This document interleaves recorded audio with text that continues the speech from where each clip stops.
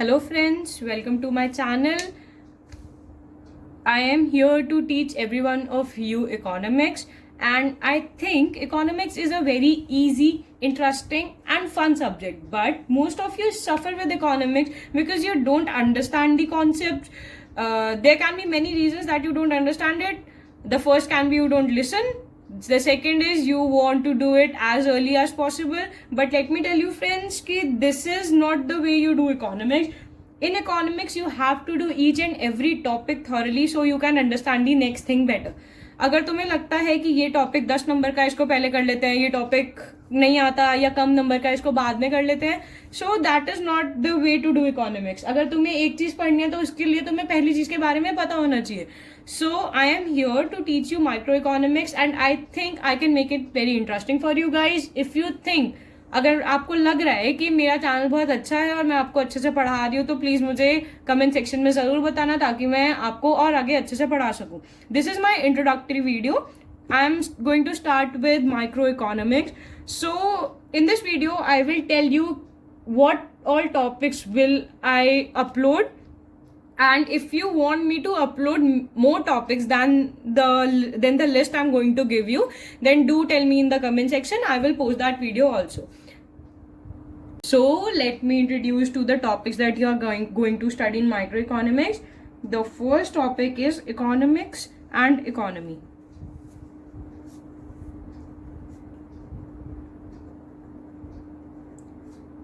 In this topic, you are going to learn about the basic definition of economics, why we study economics, what are its important things, what is the difference between micro and macroeconomics, and all that stuff.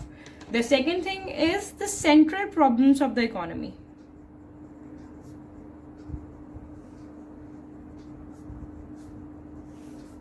In this topic, you are going to study what are the problems that an economist face in making policies, or what are the things that we face in economy so that we have to study it. For example, there are 3 problems in this chapter: what to produce, how to produce, and for whom to produce.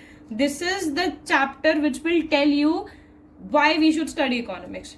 Our next chapter is consumers equilibrium utility analysis. Now in economics there are like, as in if you consider a market, there are many people in the market. For example, producers, consumers, government. There are basic 3 people in the market.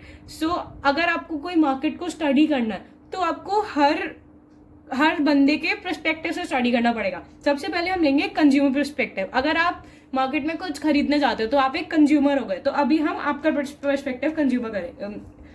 आपका perspective consider करेंगे. So our third topic is consumers analysis. In this consumer analysis, we are going to study 2 things. The first one is the utility analysis.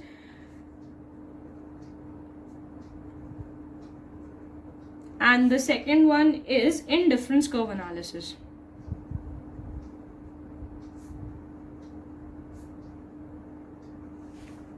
So ये तो हो गई consumer की बात. अब हमने कंज्यूमर के बारे में पढ़ लिया है तो हमें ये भी पता होना चाहिए कंज्यूमर किस तरीके से सोचता है. मान लो अगर आप मार्केट में जा रहे हो एप्पल लेने के लिए, तो आपको कितने एप्पल लेने हैं, अगर आपको उतने लेने हैं तो आपको उतने एप्पल क्यों लेने हैं. सो आपकी ये जो सारी चीजें हैं, अभी तो हम सिर्फ आपकी बात कर रहे हैं. अब मान लो आपकी सोसाइटी में 10 लोग रहते हैं, सबको एप्पल्स नहीं खरीदने होंगे, सिर्फ कुछ ही लोगों को खरीदने होंगे, ऑब्वियस सी बात है. तो अब उन सब की जो एप्पल की डिमांड होगी वो हमें पता करनी है कि कौन कितनी एप्पल खरीद रहा है. सो उसके लिए अब हम एक अगला चैप्टर पढ़ेंगे which is known as theory of demand. इसमें हम ये पढ़ेंगे कि एक कंज्यूमर अपनी डिमांड कैसे फॉर्म करता है और उस डिमांड को एक इकोनॉमिस्ट कैसे स्टडी कर सकता है. So that is what we are going to study in this one. Our next topic is related to the demand only, that is the price elasticity of demand.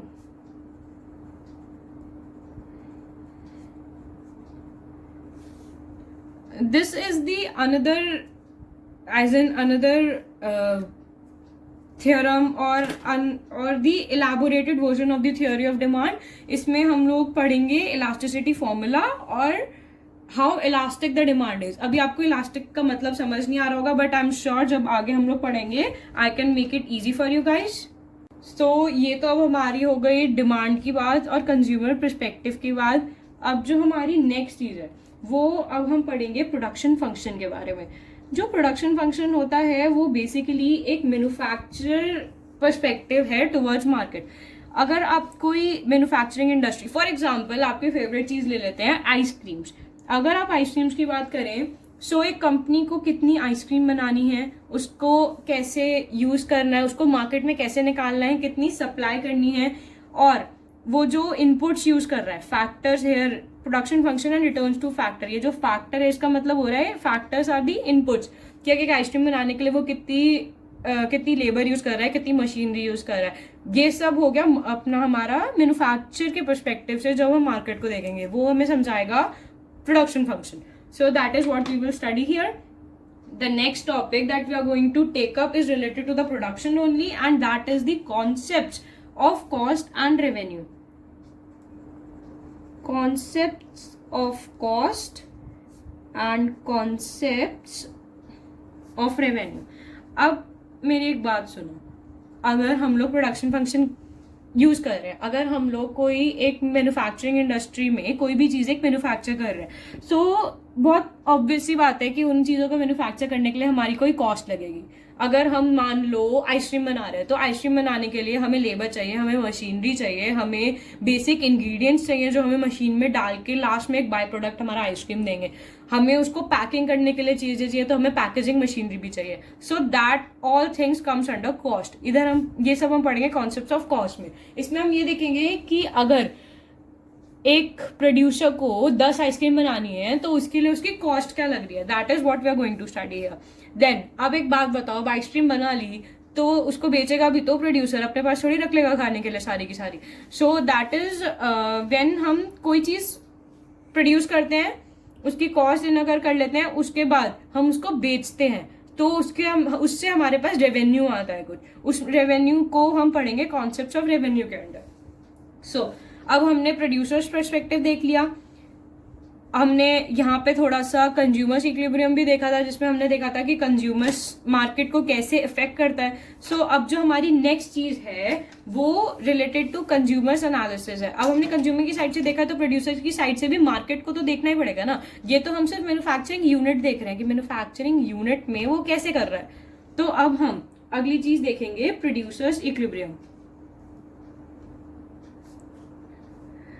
Equilibrium जो word है ये तो आप अपनी जुबान पर डाल लो, अगर इकोनॉमिक्स पढ़ना है तो आपको हर जगह इक्विलिब्रियम पढ़ना पड़ेगा। इक्विलिब्रियम अपने नाम से ही समझ आ रहा है, इक्विलिब्रियम यानी कि कोई चीजें जब इक्वल होती है। सो जब हम कंज्यूमर्स इक्विलिब्रियम पढ़ेंगे तो आपको बेसिक कॉन्सेप्ट तो समझ ही आ जाएगा कंज्यूमर इक्विलिब्रियम का।